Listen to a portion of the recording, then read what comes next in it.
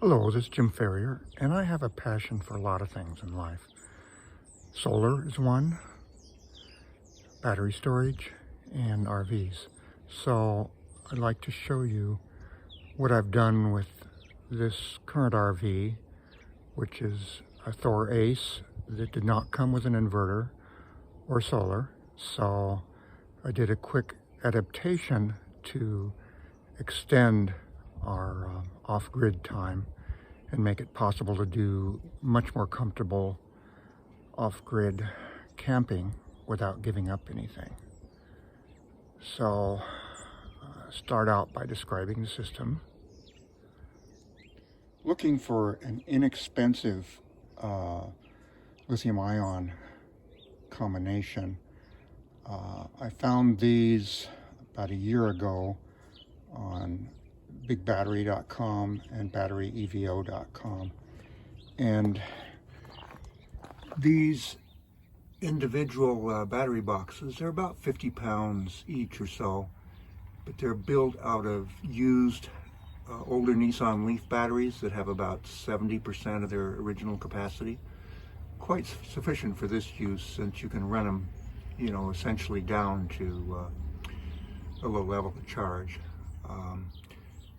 So I went with a 36 volt system because each one that I looked at wasn't available. I was looking at 48 volts, but they had like a 3-month shipping time.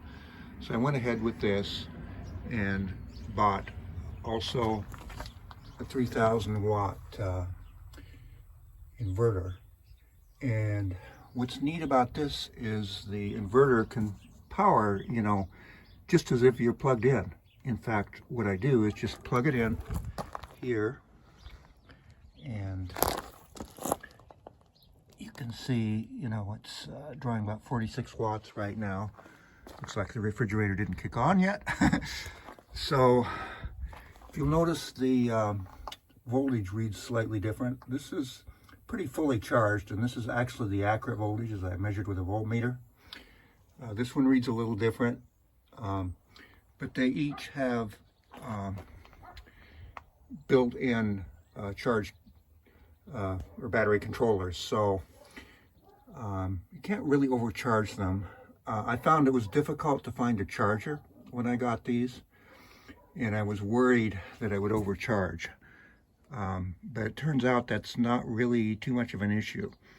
I ended up getting 2 of these particular chargers here, and they're adjustable up to 58.8 volts. I currently have them set about 42 volts, but they're not limited. I also have a smaller 5 amp charger. It's about 200 watts or so.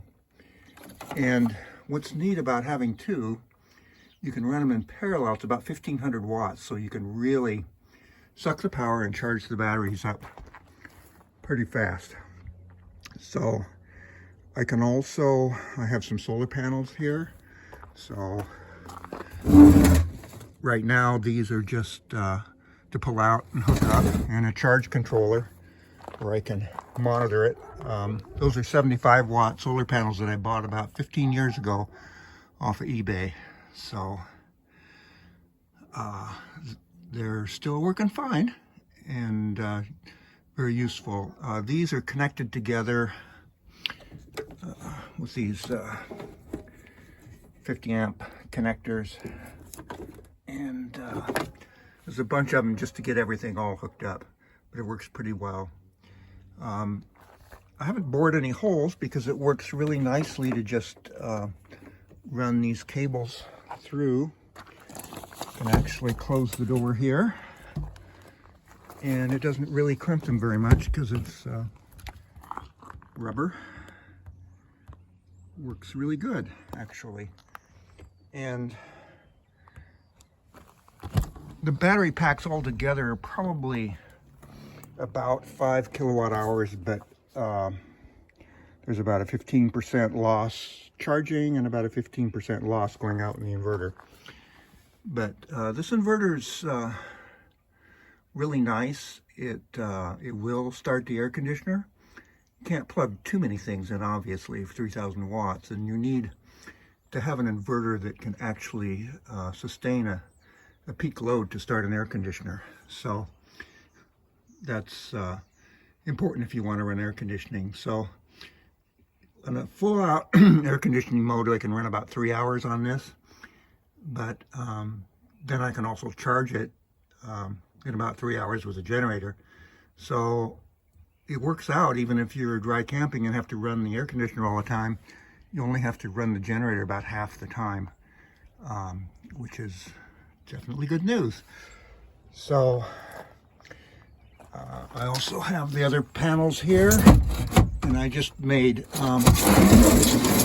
connections here. I actually just used regular 110 volt extension cords and clipped it together and made plugs so they just go in one way, make it easy to hook up to the charger. So fairly quick system to put together, and then here's my shore power here. It's just coming right out of the inverter down there. You can see it. Doesn't show the numbers too much on the phone, but it's definitely there. These batteries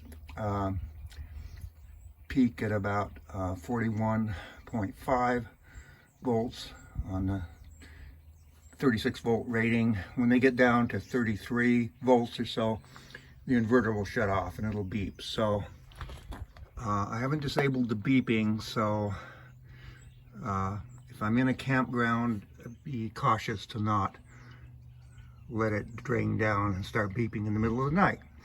But I do have some other battery packs to provide additional power to try to conserve and monitor how this goes.